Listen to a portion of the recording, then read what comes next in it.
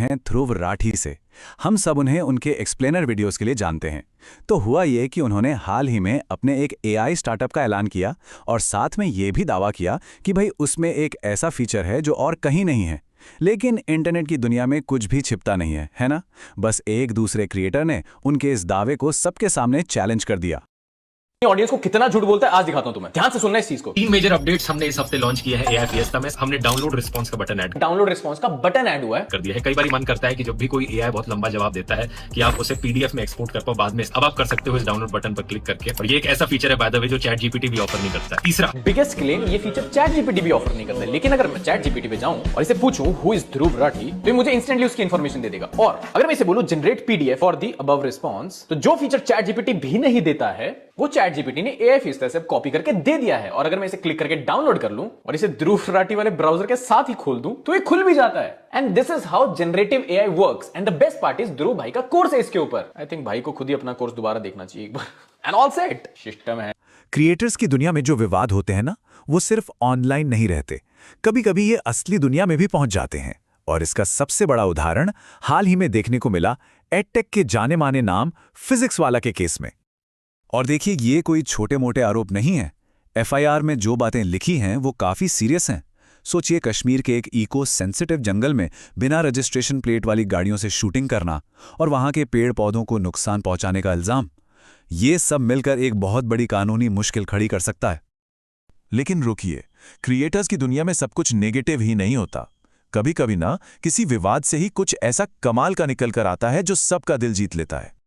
जैसे stand up comedian समय रैना का केस। सुप्रीम कोर्ट ने उन्हें एक पुराने मामले में माफी मांगने के लिए कहा, पर उन्होंने सिर्फ माफी नहीं मांगी, उन्होंने एक पूरा चैरिटी शो किया और उससे जो भी कमाई हुई वो सब एसएमए यानी स्पाइनल मस्कुलर एट्रोफी नाम की एक बहुत गंभीर बीमारी से जूझ रहे लोगों की मदद के लिए डोनेट कर दी।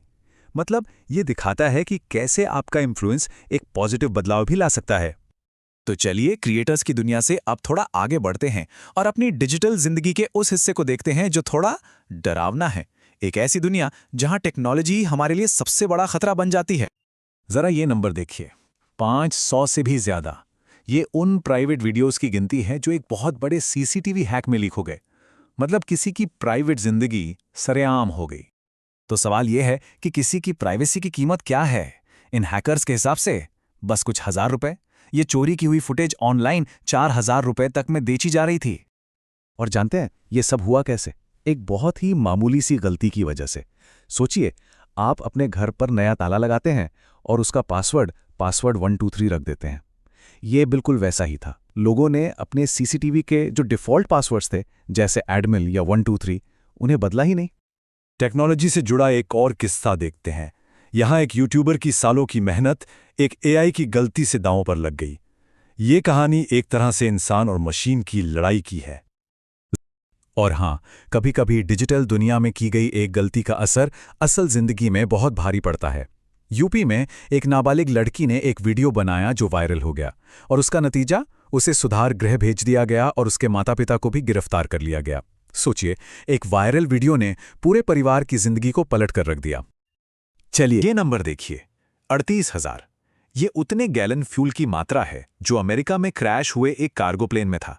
और इसी फ्यूल की वजह से हादसे के बाद इतनी भयानक आग लगी थी। कई बार इस प्लेन क्रैश में 7 लोगों की जान चली गई और कई लोग घायल हुए। ऐसी खबरें हमें असलियत से जोड़े रखती हैं।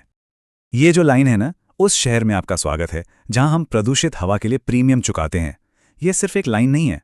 गुरुग्राम के एक रहने वाले ने अपने एयर प्यूरीफायर के एकदम काले हो चुके फिल्टर की फोटो के साथ ये लिखा था। ये उस दुनिया की सच्चाई है जहां साफ हवा जैसी बेसिक चीज भी अब एक लग्जरी बन गई है। लेकिन पान वाले ने अपनी पत्नी को पहली एनिवर्सरी पर सोने की चेन देने के लिए पूरे 1 साल तक हर दिन सिक्के जमा किए। सोचिए, 1 लाख रुपए से ज्यादा के सिक्के लेकर जब वो दुकान पर पहुंचा तो ज्वेलर ने भी उसकी मदद की और बाकी के पैसे किस्तों में लेने को तैयार हो गया। छोटी छोटी खुशियों के लिए की गई ये बड़ी मेहनत सच में दिल जीत लेती है। तो इन सारी कहानियों के बाद एक सवाल तो बनता है, हमारे न्यूज़ फीड में जो खबरों की बाढ़ आती है उसे हम कैसे देखें? और इससे भी ज़रूरी सवाल, हम ये कैसे तय करें कि हम उन कहानियों पर ध्यान दे रहे हैं जो सच में ज़रूरी हैं, या फिर सिर्फ उस शोर में खो गए हैं जो सबसे तेज़ है? सोचने वाली बात है ना?